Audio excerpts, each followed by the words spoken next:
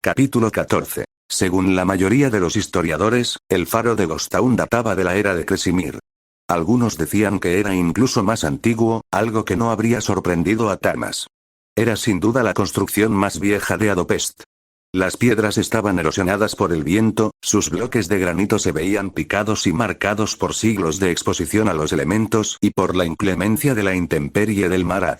Tamas se encontraba en el balcón de la sala del fanal, con las manos aferradas a la barandilla de piedra. Algo andaba mal. Los realistas estaban dispersos. Los graneros, abiertos al público. Ya había comenzado la labor de reconstrucción de la ciudad, y a tal fin se había contratado a miles de personas para retirar los escombros de las calles y construir viviendas. Él debería estar concentrándose por completo en los embajadores queseños que se acercaban, pero no podía evitar mirar hacia el sudoeste. Salía humo del pico del sur. Había comenzado como una línea negra en el horizonte el día del terremoto, hacía ya 2 semanas. Desde entonces, había aumentado a 10 veces su tamaño. Grandes nubarrones ondulados en gris y ébano se elevaban de la cima de la montaña, se dispersaban al ganar altura y terminaban flotando sobre el Marad. Los historiadores decían que la última vez que el pico del sur entró en erupción fue la primera vez que Kresimir puso el pie en la montaña sagrada. Decían que todo Kiev quedó cubierto de ceniza y que cientos de aldeas de Adro desaparecieron a causa de la lava. Se oían palabras como presagio y malas noticias de boca de personas demasiado cultas para no tomar esas cosas en serio. Tamas le dio la espalda a la montaña distante y miró hacia el sur. El faro en sí tenía solo 4 plantas de altura, pero se alzaba sobre un peñasco que lo elevaba por encima de la mayoría de los edificios de Adopest. Una cara de la colina había cedido durante el terremoto y había dejado los cimientos del faro a la vista, pero la estructura en sí no había sufrido daños. Debajo de Tamas, los muelles estaban flanqueados por baterías de artillería. A él le parecía que esos cañones nunca habían sido disparados. Eran más que nada para mantener las apariencias, un remanente de tradiciones más antiguas, algo no muy distinto de lo que sucedía con la Guardia de la Montaña. En su larga historia, los 9 habían estado cerca de la guerra en innumerables ocasiones, pero desde la desolación no se había vuelto a derramar sangre. A lo lejos flotaba anclada una galera queseña, con las banderas en alto. Que prueben esas baterías mañana, ordenó Tamas. Quizá las necesitemos pronto. Sí, señor, dijo Olem. Olem y Sabón estaban allí con él, soportando pacientemente su reflexión silenciosa. Una guardia de honor completa esperaba en la playa a la delegación queseña. Los sirvientes se movían apresurados por la arena, haciendo preparativos de última hora para un banquete de bienvenida a los dignatarios que llegaban. Se llevó comida, se apuntalaron sombrillas y tiendas en la arena, y unos criados de librea trataban de evitar que se les volara todo por el viento del Marad. Andrilla y Blora estaban escondidos en ambos extremos de la playa, con los fusiles cargados, vigilando por si aparecían privilegiados. Tamas no pensaba correr riesgos con esa delegación, y el sentimiento desgarrador que tenía en las tripas le decía que no se equivocaba. Había privilegiados entre ellos, su tercer ojo lo había confirmado, pero a esa distancia era imposible determinar cuántos eran o si eran muy poderosos. Una lancha avanzaba hacia la orilla desde la galera. Tamas la miró por un catalejo y contó 2 docenas de hombres. También había guardianes entre ellos, fáciles de distinguir por su tamaño y por sus hombros y brazos deformes. «¿Y Pille se atreve a enviar guardianes?», rugió Tamas. «Estoy tentado a hacer volar esa lancha en pedazos ahora mismo». «Por supuesto que se atreve», dijo Sabón. «Es el condenado rey de Kez», dijo, y fingió que tosía. «Los privilegiados que tengan ellos opinarán lo mismo sobre ti que tú sobre ellos. Saben que tendrás magos de la pólvora en la playa. Mis marcados no son asesinos impíos engendrados mediante hechicería.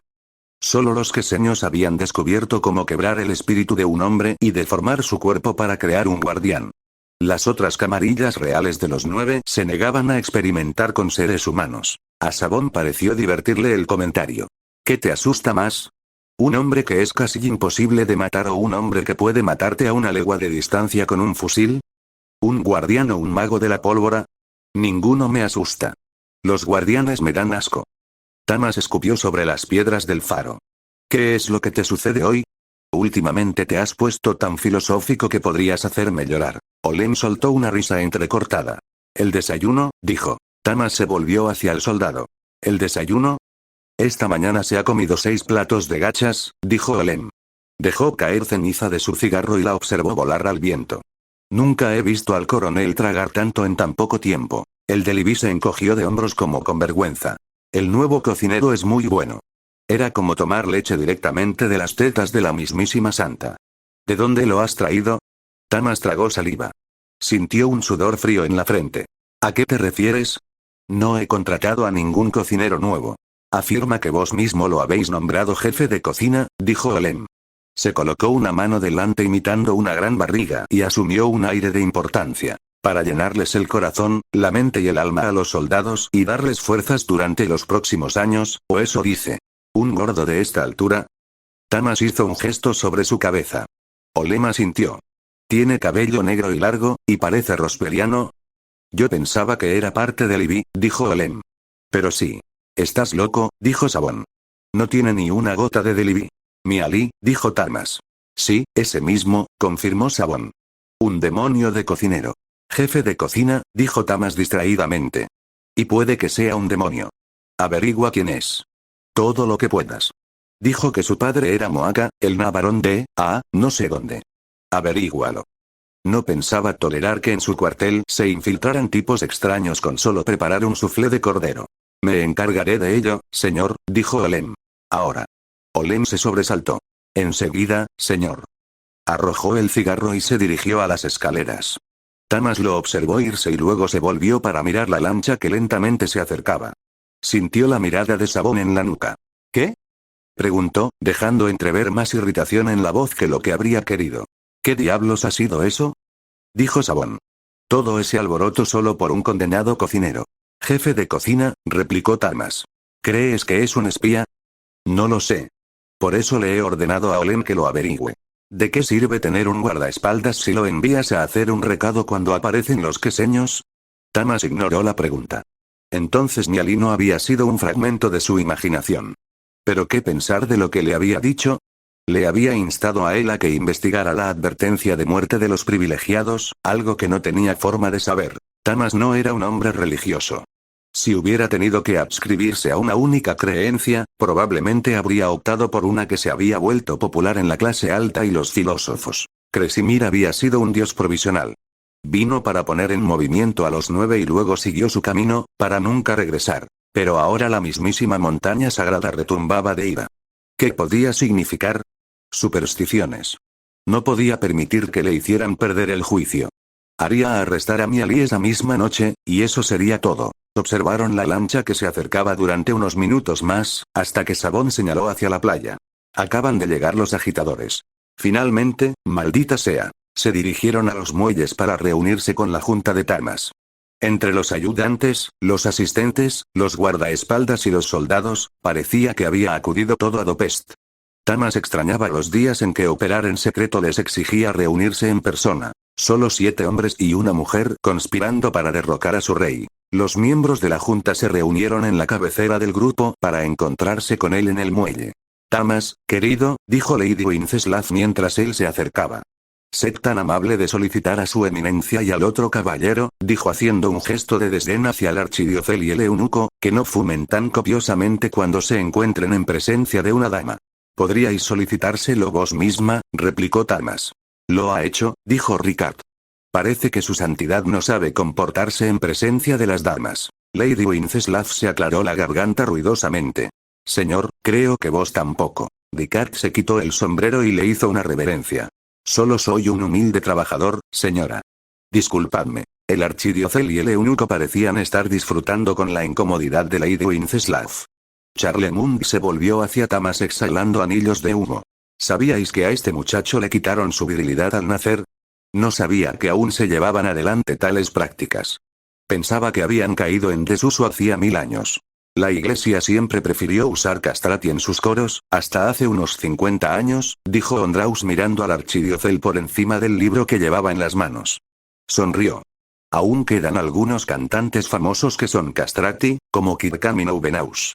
Son populares en catedrales de todos los reinos. Me sorprende que no lo supieras. El archidiocel aspiró su pipa con fuerza. Es una práctica común, dijo suavemente el eunuco, con su voz aguda casi inaudible por el clamor de las olas.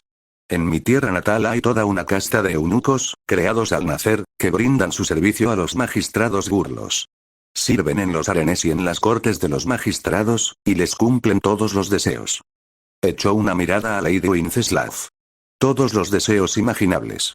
Repugnante, dijo Lady Wenceslao apartándose. Tamas observó todo ese diálogo sin decir palabra. A veces, los miembros de la junta parecían no ser más que unos niños obligados a estar juntos en un internado que no hacía diferencias por clase social o educación. Era un grupo muy variopinto. Todo esto es muy interesante, dijo, pero ya ha llegado el embajador. Lo recibiré yo mismo. Solo. No tengo duda de que sacará el tema de los acuerdos incluso antes de bajarse de la lancha. Le diré que se los puede meter por el culo. Yo pienso que responderá mejor a los encantos de una dama, dijo Lady Wenceslao. Claro que pensáis eso, gruñó el archidiocel. Yo no tengo nada que decir aquí. La Iglesia es neutral en los asuntos de guerra de los 9. Vuestro apoyo incondicional me hace llorar de la emoción, dijo Tamas. Keith tendrá exigencias. Yo prefiero la paz, si es posible. La única cuestión es con cuánto vigor la pedimos. Los acuerdos no son una opción. No permitiré que nos quiten el país. Ricard. La guerra hará que el comercio en el mar sea mínimo, dijo Ricard Tunglar. Al sindicato no le agrada la idea. Por otra parte, las fábricas estarán funcionando a toda máquina, y emplearán a miles de personas para fabricar municiones, vestimenta y comida enlatada. Será una gran ayuda para la industria de Adopest. Entre eso y la reconstrucción de la ciudad, podría quedar completamente resuelto el problema del desempleo. Comenzar una guerra para mejorar la economía, murmuró Tamas. Si tan solo fuera tan simple. Milady. Mis mercenarios están a vuestra disposición. Hasta que Adro se quedara sin tierras para sus oficiales, supuso Tamas. El eunuco se encogió de hombros. Mi amo no tiene una opinión sobre la guerra. ¿Mantendrá a las bandas a raya? Preguntó Tamas. Si Adopest va a la guerra y se hace trizas desde dentro, las cosas terminarán antes de que comiencen. El eunuco aspiró de su pipa. El propietario tendrá todo bajo control. Vicerrector, dijo Tamas. El anciano miró pensativamente hacia el mar y se pasó un dedo por la marca de nacimiento con forma de araña que tenía en el rostro. No ha habido una guerra real entre los 9 desde la desolación. Yo deseo la paz, pero... se pasó la mano por la frente con cansancio. Y Pille es un hombre ambicioso. Haced lo que tenga que hacerse. El tesorero fue el último en hablar. Ondraus se metió el libro de registros en el bolsillo, se quitó los lentes, los cerró y los guardó dentro de su chaqueta. Nos costará más pagarle a Keith lo que pidió prestado Manouch que estar en guerra durante 2 años. Pueden irse al abismo. Sabón lanzó una carcajada. Ricard y el eunuco sonrieron. El propio Tamas se tragó una risita y le hizo un gesto con la cabeza al tesorero. Gracias por vuestra fundamentada opinión, señor. Tamas echó a andar por el muelle para recibir al embajador. Extrajo una carga de pólvora del bolsillo, la desenvolvió con delicadeza y se echó un poco en la lengua. Sintió el chisporroteo de poder y la oleada de conciencia que le daba el trance de pólvora. Cerró los ojos mientras caminaba, un pie delante del otro, las tablas del muelle crujiendo debajo de él. Abrió los ojos a unos 15 metros de la lancha. Desembarcó una pequeña delegación. Los guardianes subieron al muelle y se volvieron para ayudar a los nobles, con sus músculos deformados retorciéndose como serpientes enormes debajo de sus chaquetas. Eran todos hombres corpulentos. Algunos le sacaban casi 2 cabezas, y cada uno valía por 10 soldados en una batalla. Tamas se estremeció. No permitiría que lo amenazaran. Con independencia de lo que fueran a decir los queseños en las negociaciones, él necesitaba mantener la cabeza serena. Lo amenazarían y lo insultarían, y soportaría todo. La guerra no era el mejor camino. Pediría la paz, pero no a costa de su país. Uno por uno, los miembros de la delegación subieron al muelle. Eran unos cuantos, todos ataviados con las galas de la nobleza. Llegó a ver el guante blanco de un privilegiado cuando levantó el brazo para coger la mano de un guardián. Por su tercer ojo, sabía que solo había uno. Respiró hondo y extendió los sentidos. Este privilegiado no era muy poderoso, aunque tal cosa era relativa cuando se trataba de hombres capaces de destruir edificios con un gesto. El privilegiado subió al muelle y se alisó la chaqueta. Se rió de algo que dijo uno de la delegación y se dirigió a Tamas, solo. Tamas se agarró las manos con fuerza detrás de la espalda para evitar que le temblaran. Sintió que el corazón le retumbaba en los oídos, y la visión se le enrojeció en las esquinas de los ojos. Movió el hombro para quitarse la mano que Sabón le había apoyado. Nixlaus. El duque Nixlaus era un hombre pequeño, con las manos delicadas de un privilegiado y una cabeza demasiado grande que parecía tambalearse sobre su pequeño cuerpo. Llevaba un sombrero corto y forrado de piel y una levita negra sin botones. Se detuvo justo delante de Tamas y extendió la mano con una sonrisa asomándose en la comisura de sus labios. ¿Cuánto tiempo, Tamas?, dijo. Los dedos de Tamas se apretaron alrededor del cuello del duque antes de que pudiera siquiera pensarlo. Al duque se le saltaron los ojos y la boca se le abrió sin emitir sonido. Tamas lo alzó con una mano. Nixlaus levantó las manos y comenzó a hacer gestos en el aire. Tamas se las apartó antes de que pudiera lanzar algún hechizo. Apenas fue consciente de los guardianes que corrían hacia él, de su propio guardaespaldas acercándose a toda prisa detrás de él, del sonido de la pistola de Sabón al amartillarse. Agitó a Nixlaus con fuerza. «¿Esto es lo que Ipille envía para negociar?», exclamó Tamas. «¿Esta es su bandera blanca? Os dije que si alguna vez volvíais a poner un pie en mi país, os clavaría por las manos en la aguja de diente negro». «Guerra», dijo Nixlaus casi sin voz. Tamas aflojó la mano. Nixlaus jadeó. «¿Os arriesgáis a entrar en guerra? ¿Os atrevéis a venir aquí?», dijo Tamas. «Ipille ya ha declarado la guerra. Ha enviado a su serpiente». Lo arrojó al muelle. El duque se arrastró y retrocedió, retorciéndose, mientras movía las manos en silencio. Tamas lo apuntó con el dedo. «Intentad algo y mis marcados os llenarán de plomo». «¿Cómo os atrevéis?», dijo Nixlaus. «Esto ha sido de buena fe». «Tragaos vuestra buena fe, gusano. Salid de mi país. Decida y pille que se limpie el culo con los acuerdos. Esto significa guerra», gritó Nixlaus. «Guerra». Tamas extrajo un puñado de cargas de pólvora del bolsillo y las estrujó con la mano. Mientras la pólvora caía, la encendió y dirigió la energía. Las tablas del muelle explotaron hacia arriba y lanzaron por el aire al duque, que cayó de cabeza en el agua. Los guardianes se zambulleron detrás de él, y Tamas se volvió ignorando los gritos de socorro de Nixlaus. «¿Qué diablos ha sido eso?», demandó el archidiocel. Tamas extendió el brazo para apartarlo y lo arrojó al suelo. Los demás integrantes de la junta se quedaron pasmados. Sintió sus miradas en la espalda mientras subía por la playa hacia el faro. Sus oídos, aumentados por el trance de pólvora, recogieron la voz de Sabón. «No seáis duros con él», le dijo Sabón a la junta. «Ese es el hombre que decapitó a la esposa de Tamas». Adamat golpeó las puertas de entrada de los archivos públicos durante 20 minutos hasta que oyó el sonido de los pasadores. Se abrió una de las enormes puertas y apareció el rostro de una joven iluminada por un farol. «La biblioteca está cerrada». La puerta comenzó a cerrarse. Adamat la trabó con el pie. «Son las 3 de la mañana», dijo la mujer. «Necesito acceder a los archivos». «Qué lástima. Está cerrado». Ella volvió a abrir la puerta y la cerró con violencia para apretarle el pie a él. «¡Ay! Smith, si fueras tan amable». Smith empujó la puerta. La joven se tambaleó hacia atrás con el farol oscilando en su mano. «Llamaré a los guardias», dijo mientras Adamat entraba. Él le hizo un gesto a Smith para que entrara también y cerró la puerta. «No te molestes», dijo Adamat. «Tengo una orden por escrito del mariscal Tamas». No era cierto, pero ella no lo sabía. «Necesito investigar una cosa, y me iré antes de que abráis». «¿Una orden?». «Dejadme verla». No por primera vez en su investigación, Adamat tuvo una profunda sensación de pérdida por tener que haber enviado lejos a Faye. Ella tenía muchos amigos y le habría conseguido entrada a los archivos sin que importase la hora. En cambio, se veía reducido a tener que intimidar a alguien para poder lograrlo. Adamat miró a la mujer. No era lo que se esperaría de una bibliotecaria. Tenía el cabello largo, ondulado y color oro, y era muy joven. Casi demasiado joven. No podría tener más de 16 años.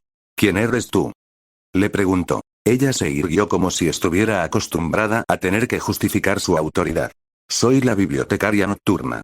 Ordeno los estantes y realizo investigaciones». «Ah. Bien, señorita, ¿entendéis de dónde salen los fondos para los archivos públicos?». «Del rey, oh. Donaciones de la NOB, oh. ¿Y creéis que Tamas estará contento de que a uno de sus agentes se le impida seguir una investigación de la que podría depender la seguridad del Estado? ¿Creéis que estará a favor de proveer fondos para los archivos públicos cuando se ha tratado tan mal a su agente? Y hablamos de fondos que bien podrían terminar yendo a otra biblioteca, por ejemplo la de la Universidad de Adopest, donde me consta que podría entrar ahora mismo, salvo por el hecho de que me queda demasiado a desmano. En general, era fácil convencer a los empleados asignados a los turnos nocturnos. No solían ser muy inteligentes. Aquella muchacha seguía las palabras de Adamat una por una. Se le notaba en los ojos. Fue afortunado de que sus argumentos tuvieran lógica. Muy bien, dijo ella.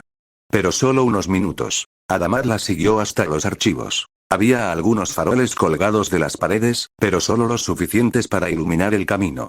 Los riesgos de incendio se tomaban muy en serio en las bibliotecas. Cuando llegaron a las mesas, Adamat se detuvo un momento. ¿Habéis dicho que ordenáis los estantes? Esa es una de las funciones de un bibliotecario. ¿Así que vos guardáis los libros? Por supuesto. ¿Recordáis haber visto una pila de libros sobre esa mesa hace unos 10 días? Los libros debieron de quedarse allí después de que Tamas recuperase el control de la biblioteca. La chica se volvió tan rápido que lo hizo dar un paso atrás. Esos libros han sufrido vandalismo, dijo ella, levantándole el dedo. ¿Fuisteis vos? Adamat oyó a Smith lanzar un resoplido de risa. No, dijo con un suspiro. Esto es algo muy importante. ¿Dónde están? Ella mantuvo su mirada de ira al menos durante 30 segundos. Por aquí, dijo con un tono de reprobación. Los hemos llevado a reparar. Adamat la siguió hasta los salones traseros de la biblioteca, donde se había instalado una mesa de trabajo para hacer reparaciones. El asiento estaba gastado, la madera se veía pulida de tanto sostener el trasero de algún bibliotecario durante incontables horas. Alrededor del asiento había varios montones de tomos viejos y libros rotos, a la espera de que se les reparara el lomo o las cubiertas. Adamat reconoció los libros que Rosalia había estado leyendo, colocados ordenadamente cerca de las últimas pilas. Tomó asiento y cogió el primero. Cuando quedó claro que no iba a ser cuestión de solo un momento, la bibliotecaria lo dejó solo, aunque no sin cierta reticencia. Adamat fue leyendo los párrafos lo más rápido posible. Aún contando con una memoria perfecta, leer requería un poco más que echar una mirada sobre la página. Cuando la habitación comenzó a estar iluminada por otra luz aparte de la del farol, él ya iba por el 5.º libro. Solo entonces se sintió satisfecho. Cogió 3 de los tomos en sus brazos y despertó a Smith. Tenemos que ir a ver a Tamas, le dijo. Los archivos públicos quedaban a unas cuantas calles de la casa de los nobles. Adamat se sorprendió al atravesar el centro de la ciudad. Se habían retirado los escombros de las vías principales, varios edificios dañados por el terremoto habían sido demolidos y se estaban haciendo los preparativos para volver a levantarlos. Según el periódico, los nobles guerreros del trabajo habían empleado a 50.000 personas para las tareas de reconstrucción. Cuando Adamat llegó a su destino, lo hicieron pasar casi inmediatamente para que viera al mariscal de campo. Al llegar a la planta más alta, Adamat casi fue derribado por una joven de cabello oscuro que pasó a empujones. Llevaba un broche de barril de pólvora en el pecho, y tenía una expresión extremadamente seria y el rostro ruborizado de haber estado gritando. El interior del salón estaba lleno de gente que parecía desear estar en otro lado. Adamat reconoció a 2 de los miembros de la junta de Tamas, el tesorero de la ciudad y el vicerrector. 2 hombres y una mujer eran comandantes de brigada de las alas de Adom. Había un puñado de soldados adranos sentados en una mesa ubicada a un lado. Las insignias de sus uniformes designaban rangos de capitán superior. El mariscal de campo estaba sentado detrás del escritorio con la cabeza entre las manos. Levantó la mirada cuando entró Adamat. Parecía haber estado gritando. ¿Tenéis un informe para mí?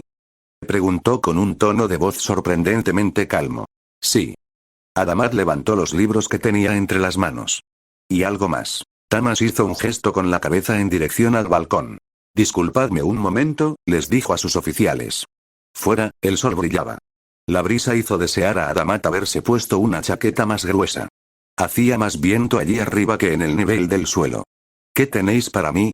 Adamat dejó los libros a un lado. La promesa de Cresimir. Y bien. Acabo de volver de la guardia de la montaña del Pico del Sur. Allí entrevisté al privilegiado Borbador, el último miembro de la Camarilla Real de Manouch. Anteriormente de la Camarilla Real, dijo Tamas. Fue exiliado.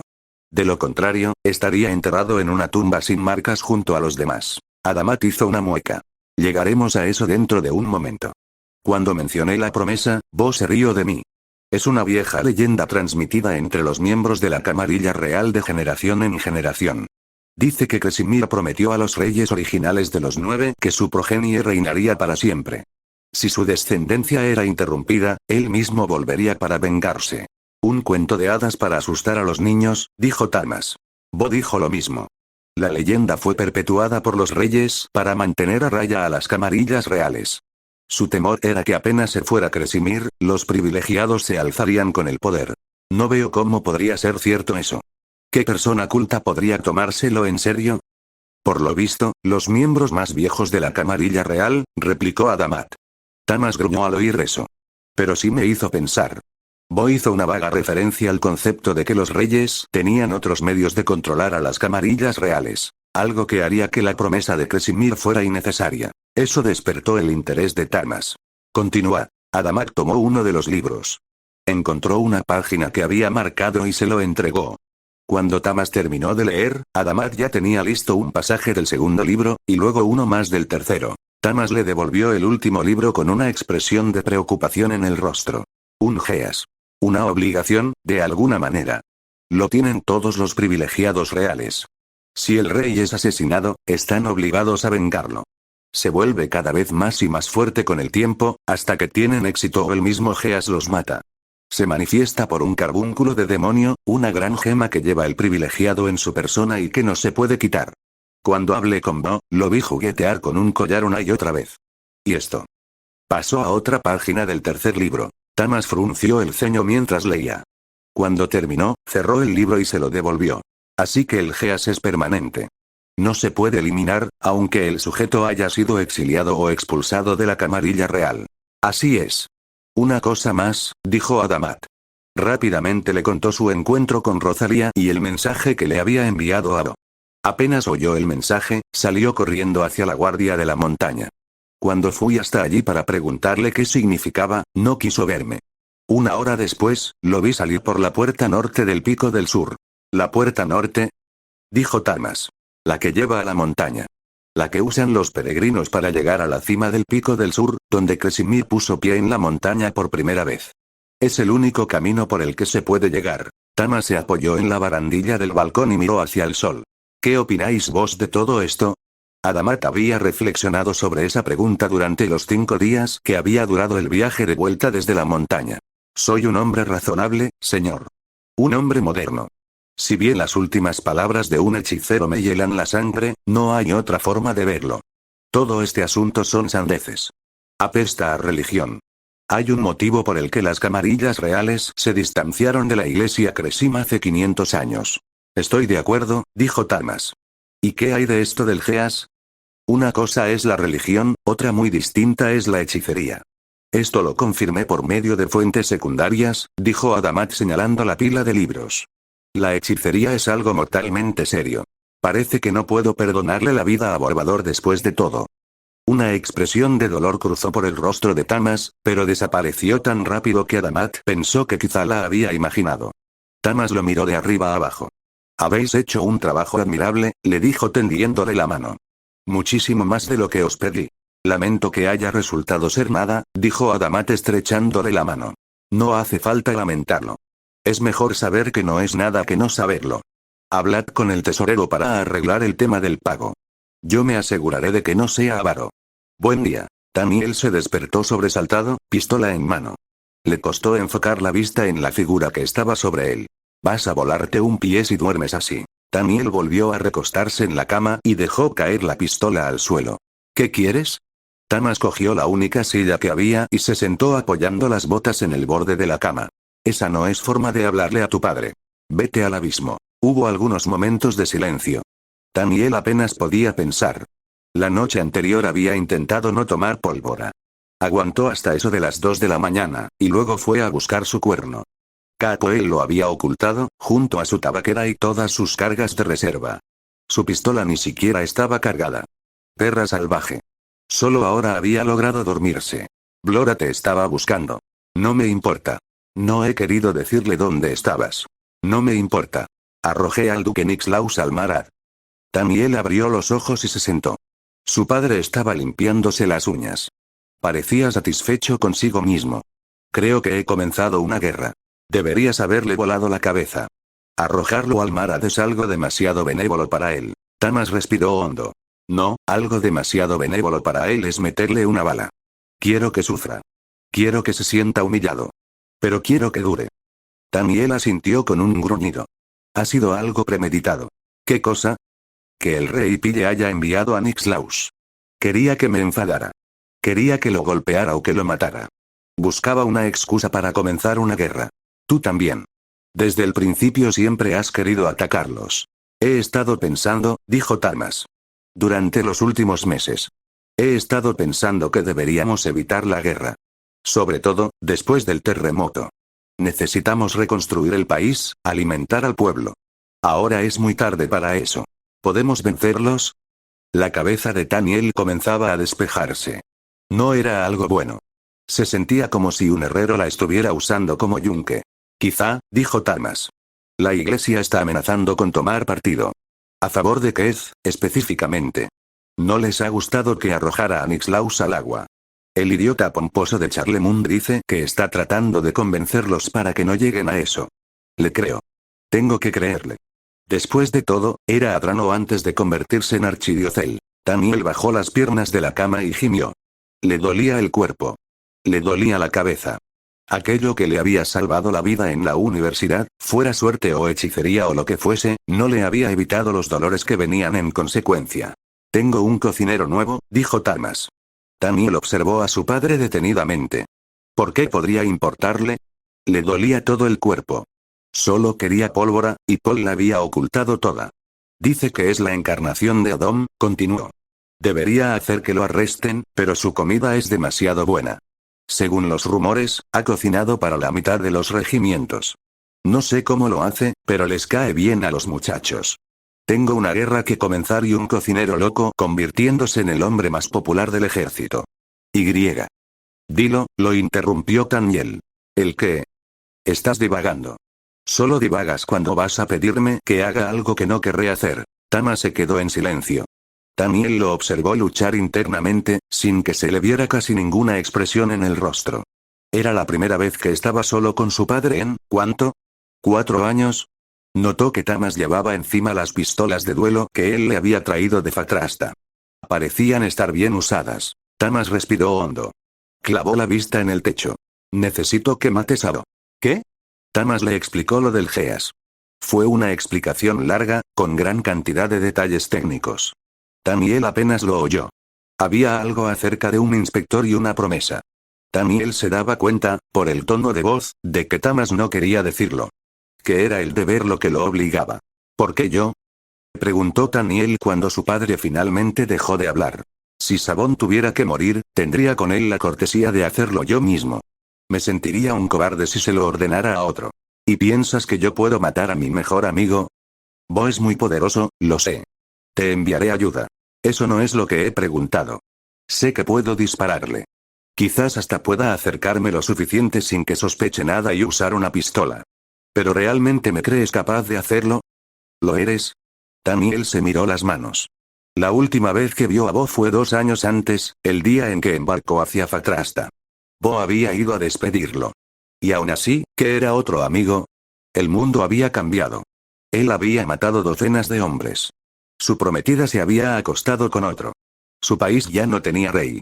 ¿Quién podía afirmar que Bo seguía siendo el mismo? Daniel apretó los puños. ¿Cómo se atrevía?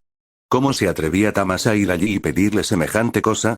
Daniel era un soldado, pero también era su hijo. ¿Eso siquiera importaba? No lo haré si me lo pides, le respondió.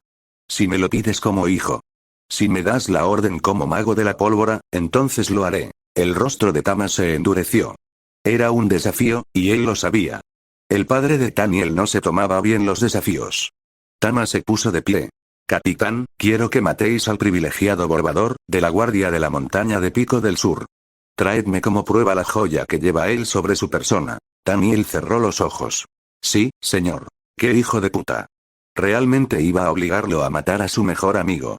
Daniel se preguntó si debería regresar y meterle una bala en el cerebro a Tamas una vez que hubiera eliminado a Bo. Enviaré a Julene contigo. Daniel abrió los ojos. No. No pienso trabajar con ella. ¿Por qué no?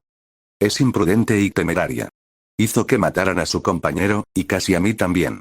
Ella ha dicho lo mismo sobre ti. ¿Y la crees a ella antes que a mí? Ella tuvo la cortesía de hacerme un informe después de que tú dejaste escapar tan alegremente al enemigo.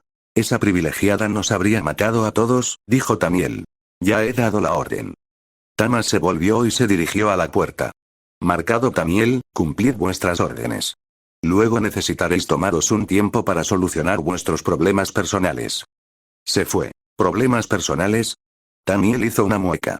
Sintió algo en el brazo y bajó la mirada. La nariz prácticamente le chorreaba sangre. Maldijo y miró a su alrededor en busca de una toalla. ¿Qué le vendría bien en ese momento? Ah, sí, un poco de pólvora negra.